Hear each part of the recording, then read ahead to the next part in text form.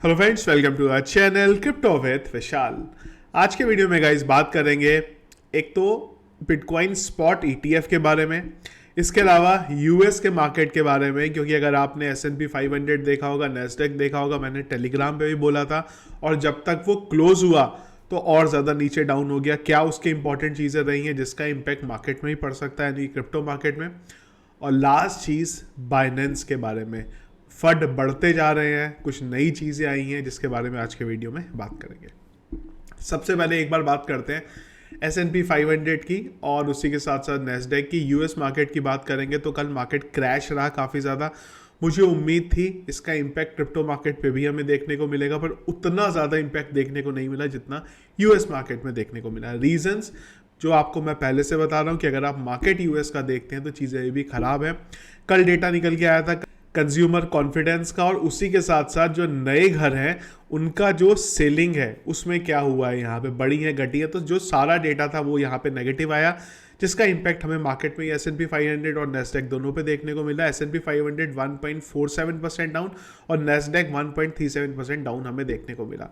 देखिए, crypto market के हिसाब से 1.47 1.57 कुछ भी बड़ा नंबर नहीं है, पर अगर आप स्टॉक मार्केट के हिसाब से देखें तो ये दोनों बड़े नंबर है।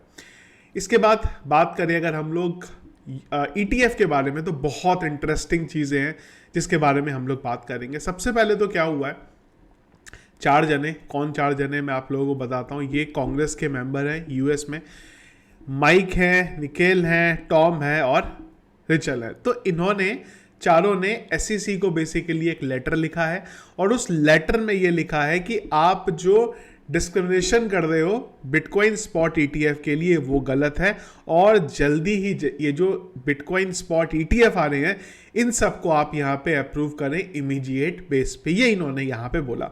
इंटरेस्टिंग इसलिए बोल रहा हूँ क्योंकि इसके अलावा जो चीज़ें हुई हैं कल वो बहुत इंटरेस्टिंग हुई है। पहली चीज़, जो लॉ मेकर है एक तरीके से, वो एसईसी को रिटर्न में ये चीज़ें भेज रहे हैं साइन करके कि आप जल्दी से जल्दी बिटकॉइन ईटीएफ को अप्रूव करिए। ठीक है, उनका हिस्सा हो गया। अब एसईसी ने क्या करा है यहाँ पे, बहुत इंटरेस्टिंग चीज़ है ये, और ये चीज़ें ना बहुत सारे क्वेश्चन जो है लेके आ रही है। वो ये हुआ कि एसईसी ने आर्क इन्वेस्ट का जो बिटकॉइन ईटीएफ का डिसीजन था उसको और यहाँ पे डिले कर दिया। इसके अलावा ग्लोबल एक्स का जो बिटकॉइन स्पॉट ईटीएफ का डिसीजन था उसको भी यहाँ पे डिले कर दिया।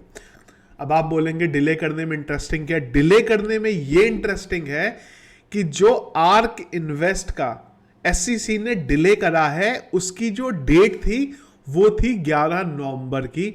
अब समझने और सोचने वाली बात यह है कि इनको 11 नवंबर को ये चीज़ बतानी थी कि क्या हम जो बिटकॉइन स्पॉट ईटीएफ है उसको अप्रूव कर रहे हैं, डिले कर रहे हैं, कैंसिल कर रहे हैं, क्या कर रहे हैं। सरप्राइजिंगली 6 हफ्ते पहले ही उन्होंने ये चीज़ को यहाँ पे अनाउंस जो था कर दिया। करंटली अगर आप देखेंगे तो अभी ये चीज़ें आ रही हैं, अक्टूबर महीने में कुछ और है जिनके बारे में बात होनी है, लेकिन एसईसी ने अपनी तरफ से ये क्लियर कर दिया है कि फर्स्ट डेडलाइन भी निकलेगी, सेकेंड डेडलाइन भी निकलेगी, मेरे को लगता है थर्ड डेडलाइन भी निकलेगी, फोर्थ डेडलाइन जो है ना लास्ट वाली, इसमें लग रहा है मुझे जहां पे कोई डिसीजन आपको देखने को मिलेगा। और या तो ही कुछ ऐसी चीजें चल रही हैं कि प्लान है कि सबसे पहले हमें तो ब्लैक रॉक का ईटीएफ अप्रूव करना है, उसके बाद किसी और का ईटीएफ करेंगे। क्योंकि देखिए, ईटीएफ बिटकॉइन का स्पॉट ईटीएफ अपने आप में बहुत बड़ी चीज़ है, और इन सब में जो सबसे बड़ी कंपनी है वो है यहाँ पे ब्लैक रॉक। तो शायद ये प्लान चल रहे हो पीछे इस चीज़ के बारे में, पता नहीं, पर ये चीज़ क्लियर है कि ये अभी सेकेंड थर्ड डेडलाइन में भी कुछ नहीं होने वाला। ये फोर्थ डेडलाइन जो आएगी, यानी कि जो फाइनल डेडलाइन आएगी यहाँ पे, वही चीज़ें हमें देखने को मिलेंगी, क्योंकि एसईसी जो है कुछ एक अलग ही रुख यहाँ पे अपना रहा है। डेट देखिए, यहाँ पे मेंशन है 11 नवंबर को थर्ड डेडलाइन थी, और उन्होंने 6 हफ्ते पहले ही बोल दिया कि हम लोग इसको और थोड़ी ज़्यादा डेज के लिए यहाँ पे पोस्टपोन कर दें।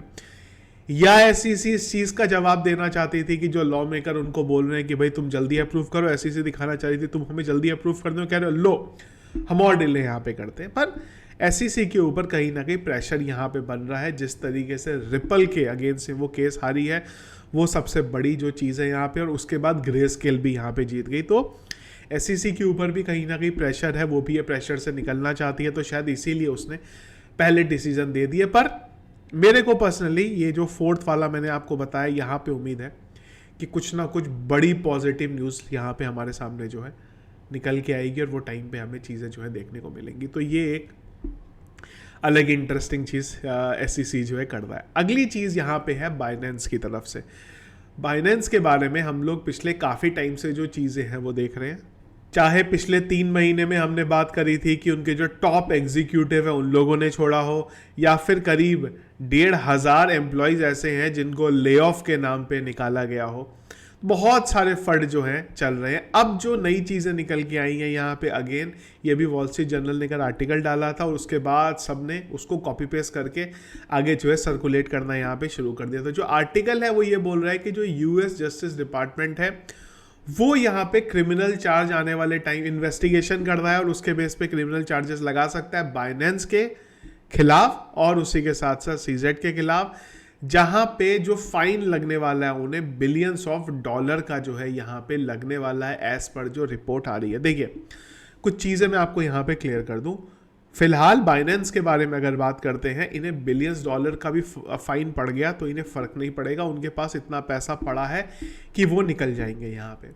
अगली चीज़, जब जब मार्केट क्रैश हुआ है, चाहे हम लोग बात करें लूना के टाइम पे या फिर हम लोग बात करें FTX के टाइम पे, कहीं ना कहीं से ये न्यूज़ निकल के आई है कि पीछे जो था, इनके पीछे CZ भी थे, उनका भी कहीं ना कहीं हाथ रहा है चीज़ों को ख़राब करने के लिए। चीज़ें शायद वो टाइम पे संभल सकती थी पर उन्होंने और चीज़ें वो टाइम पे ख़राब कर दी। अब वही चीज़ जो है बाइनेंस के ऊपर यहाँ पे भारी पड़ रही है। एक टाइम पे बाइनेंस सबके अगेंस्ट में लगा था, अब शायद सारे के सारे लोग बाइनेंस के अगेंस्ट में यहाँ पे लग रहे हैं। क्या खतरे में है बाइनेंस? मैंने आपको पहले भी बोला और मुझे अभी भी लगता है कि ये जो सीज़न आने वाला है ना, अभी बाइनेंस मुझे लगता है टिकेगा, पर अगला क्रैश जो है वो बाइनेंस लेके आएगा।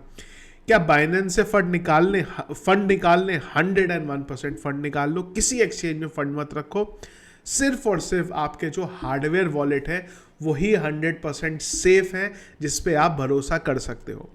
BNB के साथ क्या करें, कई सारी ऐसी चीज़ें भी चल रही हैं कि BNB का भी जो काम है वो FTX का जो नेटिव टोकन था उसकी तरह यहाँ पे होने वाला है। देखिए अगर प्रॉफिट में हो निकाल दो उसको, अगर नुकसान में हो होल्ड कर लो, निकाल के कोई फ़ायदा नहीं है।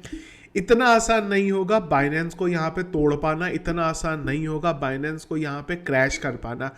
अगर बाइनेंस क्रैश होता है, अगर कुछ बाइनेंस को होता है, मेरा मानना है बिटकॉइन 4 डिजिट तक जा सकता है। पर क्या क्रिप्टो खत्म हो जाएगा?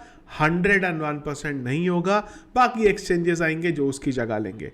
एक वीडियो मैंने बनाया था जहां पे मैंने आपको बताया था कि हर बुल रन में नए टोकन आते हैं, उसी तरह हर बुल रन में नए एक्सचेंज आते हैं। बाइनेंस जाएगा, कोई दूसरा एक्सचेंज उसकी जगह ले लेगा, लेकिन हाँ कुछ टाइम के लिए मार्केट में और नेगेटिविटी बढ़ेगी, गवर्नमेंट को और चीज़ें मिल जाएंगी बोलने की, पर ओवर ऑफ टाइम पीरियड पर चीज़ें जो है यहाँ पे सॉर्ट हो जाएंगी। जब एम्प्टी गॉक्स निकल का क्रैश हुआ था 2013 में, तो ये सब जो हैक हुआ था, इनफैक्ट उस टाइम पे जो चीज़ें हुई थी वो आज के हिसाब से कुछ भी नहीं है। जब वो हैक के बाद बिटकॉइन निकल गया तो इन सब से मुझे नहीं लगता कोई भी यहाँ पे फ़र्क पड़ेगा। इंपॉर्टेंट चीज़ है सबसे बड़ी अभी के लिए, जो बाइनेंस से भी बड़ी है, वो है यहाँ पे ये सिनेरियो। ये कब होगा, कब ये चीज़ें अप्रूव होंगी, जो मुझे लगता है सबसे ज़्यादा मार्केट को पॉजिटिव ढंग पे यहाँ पे इम्पैक्ट करेंगी। तो ये थी गाइस चीज़ें जो अभी तक चल रही हैं। इसके अलावा अगर हम लोग मार्केट के बारे में बात करें तो क्रिप्टो एनालिसिस के according market cap 0.27% down, volume 13% down.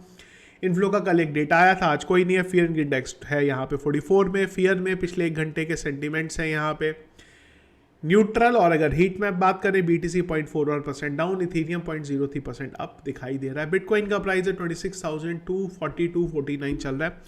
रोज मैं वीडियो देखिए इसलिए बना नहीं रहा हूँ और आप लोगों को बिटकॉइन का अपडेट भी कुछ नहीं दे रहा हूँ, क्योंकि कुछ है ही नहीं बोलने लायक। साइडवेज मूवमेंट में एक तरीके से चल रहा है। जो मेरे लेवल है वो मैंने आप लोगों को बता दिए हैं। जब तक बिटकॉइन उस लेवल के पास में नहीं आएगा तब तक बहुत ज़्यादा इन सब चीज़ों के बारे में बात करके मतलब नहीं है कि चार्ट किस तरफ बोल रहा है। रोज़ एक ही चीज़ अगर मैं आपको बोलूँगा तो कोई फ़ायदा यहाँ पे होगा नहीं, इसलिए मैं भी जो वीडियोस है थोड़ा 2-3 दिन के गैप पे लेके आ रहा हूँ, जब कोई ऐसी चीज़ मिले जो आप लोगों के साथ डिस्कस करनी हो यहाँ पे। तो ये था गाइस हमारा आज का video regarding bitcoin spot ETF और बाइनेंस और US मार्केट। आप लोगों का क्या ओपिनियन है? अगर आप लोग कुछ बोलना चाहते हैं, कुछ पूछना चाहते हैं, कमेंट बॉक्स में जरूर मुझे आप बता सकते हैं। तो वीडियो पसंद आया इसको लाइक और शेयर जरूर कीजिएगा। चैनल में अगर आप नए हैं फर्स्ट टाइम वीडियो देख रहे हैं जरूर चैनल को सब्सक्राइब कर लीजिएगा। Thank you friends.